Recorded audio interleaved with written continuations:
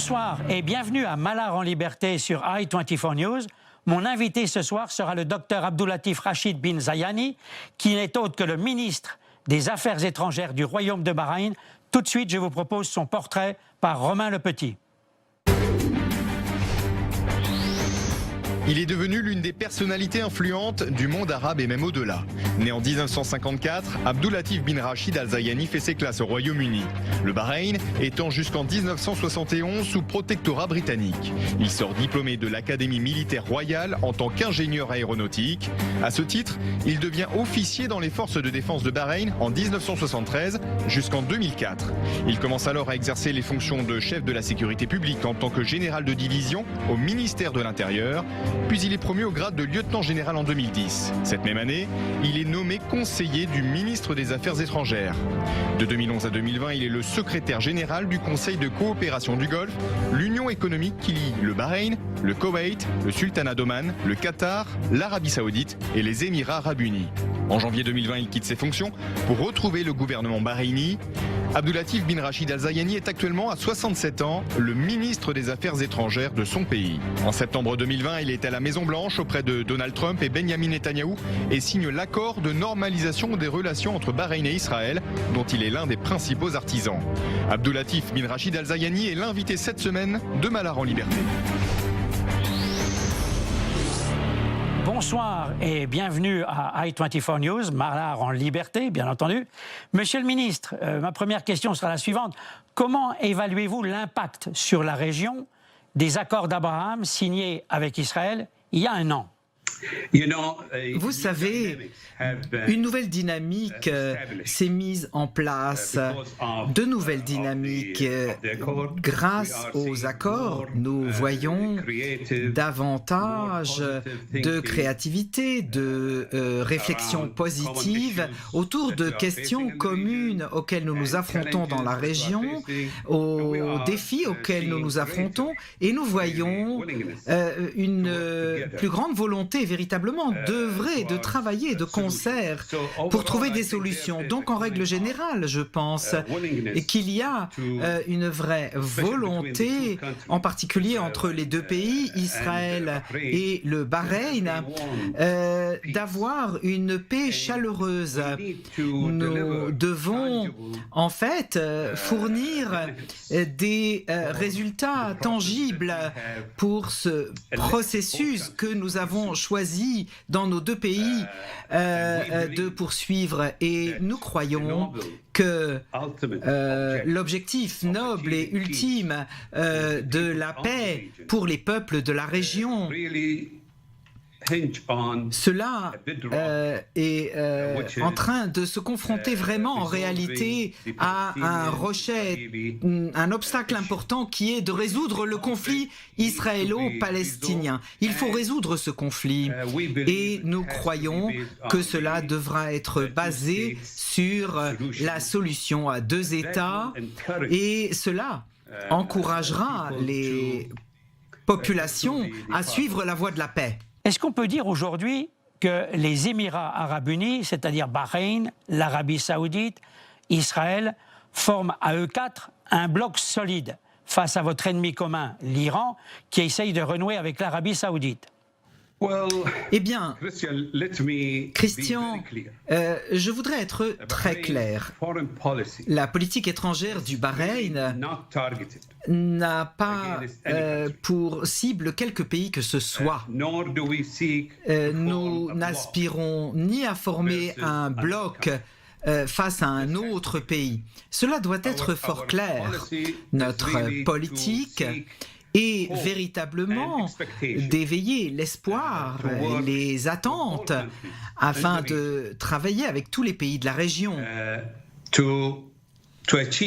pour arriver à la stabilité, la sécurité dans la région.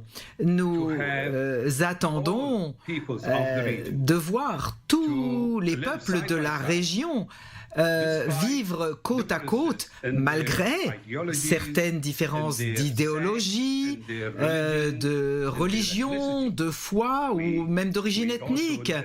Et nous devons nous assurer qu'il n'y ait pas d'interférence de pays dans les affaires intérieures d'autres pays.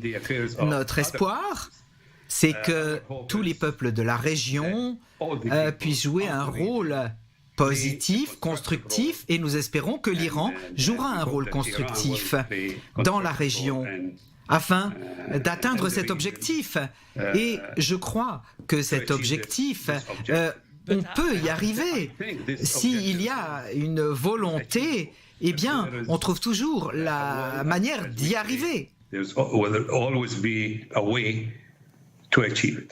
Monsieur le ministre, comment le royaume de Bahreïn réagit-il aux tentatives répétées de l'Iran de le déstabiliser par le biais de groupes terroristes bien connus comme les Houthis au Yémen, le Hezbollah au Liban et Saraya al-Ashtar dans votre propre pays?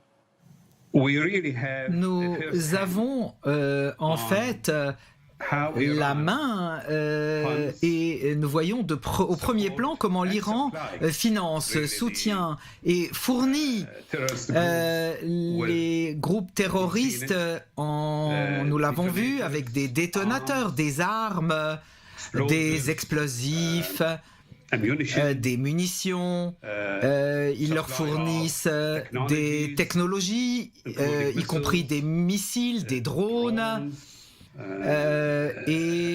tout cela à mauvais escient. Donc, comment est-ce que la région va réagir? Eh bien, je crois qu'avec force, vigilance, voilà mon opinion, et nous devons véritablement parler à l'unisson à la communauté internationale en soulignant les activités tout à fait négatives de l'Iran. En même temps, nous devons préserver notre sécurité et faire des enquêtes et poursuivre ceux qui mènent et incitent à la violence et aux actes de terrorisme et le financent. Ne pensez-vous pas que le président américain Joe Biden et le camp occidental avec les Européens sont très naïfs quand ils pensent pouvoir composer avec l'Iran, dont chacun sait l'ADN est le terrorisme?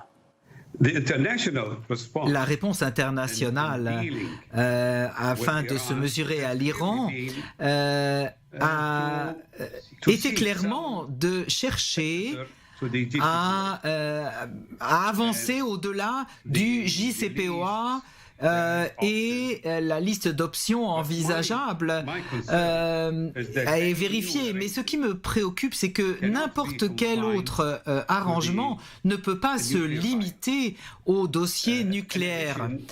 Il faut en plus, même si l'affaire nucléaire, et je crois que le 29 novembre, nous venons de l'entendre, le 29 novembre, les négociations vont reprendre à Vienne.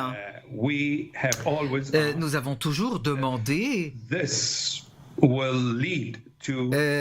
de savoir si cela va amener à un plan de plus longue haleine sur le plus long terme et en même temps un plan plus large qui prenne aussi en considération les préoccupations des pays de la région, préoccupations véritables concernant la situation, et notre objectif est véritablement d'avoir une région libre de toute arme de destruction massive, afin que nous puissions développer notre environnement et avoir des vies sûres, prospères et stables au Proche-Orient. Mon autre préoccupation, c'est que l'Iran est actuellement très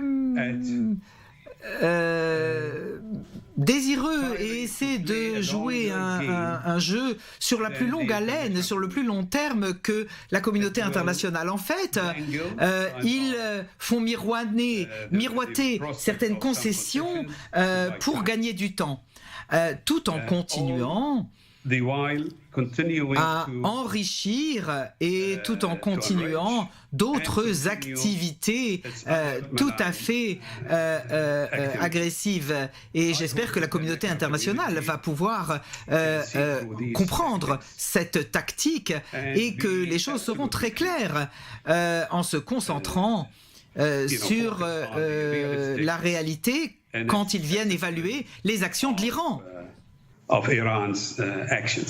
L'AIEA, l'Agence internationale de l'énergie atomique, affirme que les Iraniens violent l'accord sur le nucléaire depuis mai 2019 et ne font qu'accélérer leur programme. À partir de là, ne craignez-vous pas que plutôt tôt que tard, l'Iran se dote de l'arme nucléaire, tout comme le Coréen du Nord, le Nord-Coréen Kim Jong-un, qui en fait son assurance-vie politique? Eh bien, Christian, je suis préoccupé, bien sûr, bien sûr. L'Iran, obtenant un statut d'État ou d'arme nucléaire, serait véritablement une catastrophe, pas seulement pour la région, mais pour le monde dans son ensemble. Cela permettrait à l'Iran d'avoir, en fait, de pouvoir rançonner une grande partie du monde avec une menace nucléaire. Voilà ce qui montre combien il est important que l'on ne permette pas que cela arrive. Et c'est pourquoi nous devons absolument continuer à travailler sans relâche avec nos amis et alliés afin de nous assurer que cela n'arrive pas. Et nous pouvons y arriver en restant unis afin que l'Iran ne puisse pas obtenir de concessions sans mesures véritablement honnêtes et transparentes de leur part. Les Israéliens déclarent qu'ils pourraient intervenir militairement contre l'Iran s'il obtient la bombe nucléaire. Est-ce que vous seriez d'accord avec une telle décision? Eh bien, Christian, ce n'est pas à moi de faire des commentaires sur la politique ou sur les actions d'autres pays. Mais j'espère que je pense qu'on peut se mesurer à la question nucléaire iranienne de manière holistique, tous ensemble, et de manière vérifiable, sans véritablement exposer la région à un conflit militaire. Je pense que la région a suffisamment vécu de guerres, de destruction, de déplacement de population. Je crois que nous vraiment essayer de réfléchir à ces sujets de manière générale et sage. Monsieur le ministre, je sais bien que tant qu'une solution n'aura pas été trouvée pour régler le conflit israélo-palestinien, les troubles persisteront dans la région. Comme beaucoup d'autres pays, vous soutenez une solution à deux États qu'Israël refuse. Peut-il y avoir une autre alternative et y a-t-il quelque part un risque d'élargissement du conflit entre Israël, les proxys de l'Iran que sont le Hezbollah, le Hamas et le djihad islamique? Résoudre ce conflit-là, c'est vraiment, et je ne peux pas le souligner suffisamment, est véritablement essentiel et central pour obtenir une paix durable dans notre région. Je ne peux que le souligner avec force.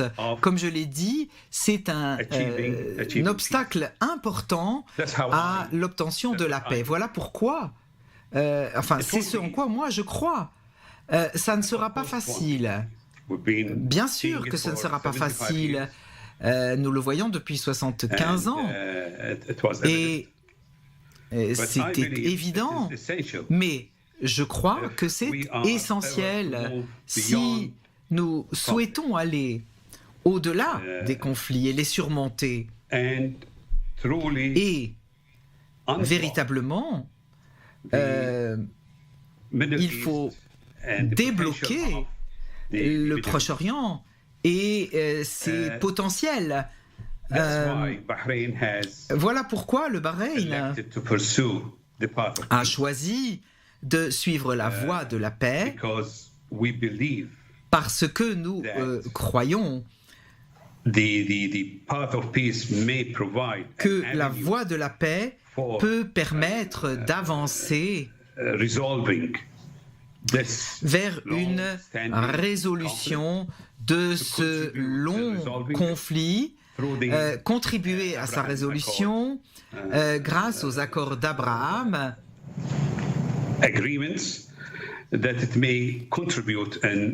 cela peut contribuer à trouver une solution. Notre position a toujours été que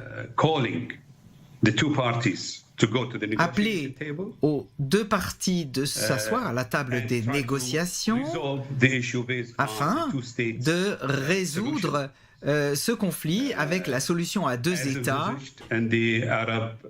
comme pris en considération ou proposé par l'initiative de paix de la Ligue arabe. C'est essentiel. Et la seconde partie de votre question, bien entendu, il y a un risque de conflit, car nous avons vu plus tôt cette année à Gaza ce qui s'est passé. Si l'on laisse de côté ce conflit sans le résoudre, et combien rapidement les choses peuvent très très vite escalader en spirale et en violence, ça peut aller très vite, ça peut être immédiat. Et nous avons vu les conséquences dévastatrices avec des armes qui sont effectivement à disposition, et donc cela peut exploser très vite. Je dirais même plus que la question des proxys iraniens, de leurs représentants, de leurs groupes, est un défi pour toute la région. Pas seulement les groupes que vous avez mentionnés, mais aussi les Houthis au Yémen et des plus petits groupes terroristes que nous avons dévoilés au Bahreïn. De nombreux de ces groupes ont des liens clairs avec l'Iran. Quand on regarde de plus près les événements qui secouent la planète, ne croyez-vous pas qu'il y a un risque d'éclatement d'un troisième conflit mondial? Eh bien, Christian, il ne fait aucun doute que nous vivons des temps pleins de défis et de challenges. Et les choses n'ont été qu'empirant à cause des effets de la pandémie, du coronavirus. Et oui, il y a de nombreux problèmes auxquels nous devons nous confronter. Et il y a aussi des potentiels de conflits et disputes. Mais je ne crois pas que le conflit, un conflit important ne soit de l'intérêt de quelque partie que ce soit. Et mon espoir serait que des personnes sages et intelligentes des deux parties comprennent que ça n'est pas une option possible et puissent considérer le potentiel de mauvais calculs ou de malentendus et qu'ils fassent le nécessaire pour réduire les tensions et encore quelque chose de très important, Christian, de véritablement construire la confiance. Je crois que cela est un élément que nous devons absolument œuvrer de concert dans la sagesse ensemble. L'ordre mondial, issu de 1945 sous domination américaine, est caduque aujourd'hui, complètement. Selon vous, à quoi devrait ressembler le nouvel ordre mondial? D'abord et avant tout, je crois qu'il ne faut avoir aucun doute sur le fait que les États-Unis continueront à avoir un rôle vital dans les sujets de paix internationale et de sécurité, en particulier dans notre région du Proche-Orient. Mon espoir, c'est que un ordre international plus large se mettra en place, caractérisé essentiellement par la leçon que nous avons appris de la pandémie, à savoir des réseaux de coopération qui devraient se mettre en place entre des nations qui pensent de la même manière et basées sur le droit international, basé sur la reconnaissance d'intérêts partagés et comprenant la valeur et l'importance du travail en commun pour relever les défis et pour promouvoir la sécurité commune et la prospérité. En Afghanistan, l'ordre islamique est de retour. Après le fiasco militaire américain, y a-t-il pour vous un risque que l'Afghanistan redevienne un tremplin pour groupes terroristes comme l'État islamique contre l'Occident et les intérêts de ses alliés au Moyen-Orient et en Europe? Je pense vraiment, il y a deux mots clés. On a parlé de confiance et je répète l'autre mot qui est la vigilance. Nous devons rester vigilants pour nous assurer qu'aucun pays ne devienne un sanctuaire pour les terroristes. Ou même pour des groupes au Bahreïn. Nous jouerons toujours notre rôle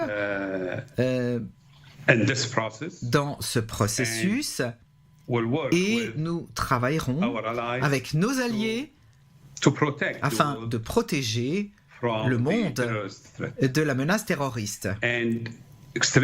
L'extrémisme est un véritable défi, pas seulement pour le Proche-Orient, mais pour le monde entier. Pas seulement pour ce qu'il est une menace directe, mais sur l'impact qu'il a sur le long terme. Impact sur la paix et la sécurité et la stabilité de la région. Nous travaillerons toujours en tant que Bahreïnis, nous nous battrons toujours contre l'extrémisme.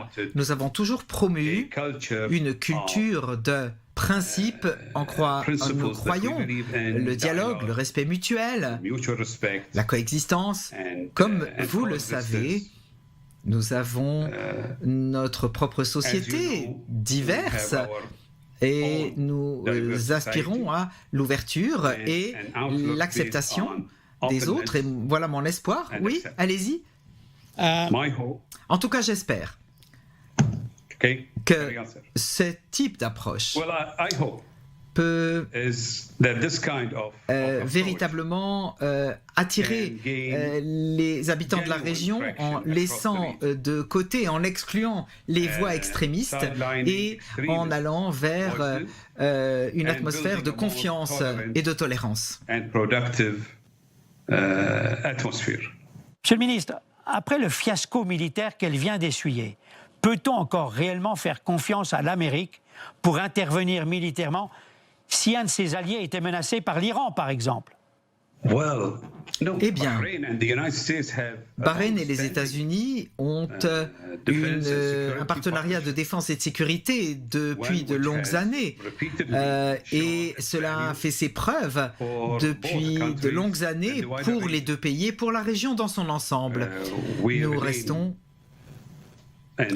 en contact étroit avec nos amis des États-Unis et je suis persuadé que les États-Unis restent engagés pour la sécurité de leurs alliés dans toute la région et en particulier vu la menace actuelle émanant de l'Iran et du terrorisme.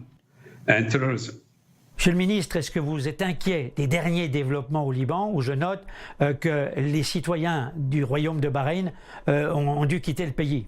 Of course. The situation in Lebanon is... Bien sûr, la situation au Liban est préoccupante. Et encore une fois, nous voyons la population libanaise suffering à cause de l'influence du Hezbollah et d'autres représentants iraniens qui interfèrent dans les affaires du pays. J'espère de tout cœur que les ministres libanais vont éviter de faire des commentaires déplacés et s'occuperont de défendre les intérêts de leur population, la population libanaise. Monsieur le ministre, merci d'avoir participé à notre émission Malar en liberté sur i24 News. Je tiens d'autant plus à vous remercier que vous êtes le premier dirigeant du monde arabe à avoir accepté de participer à Malar en liberté sur i24 News. Merci Christian, merci de m'avoir convié.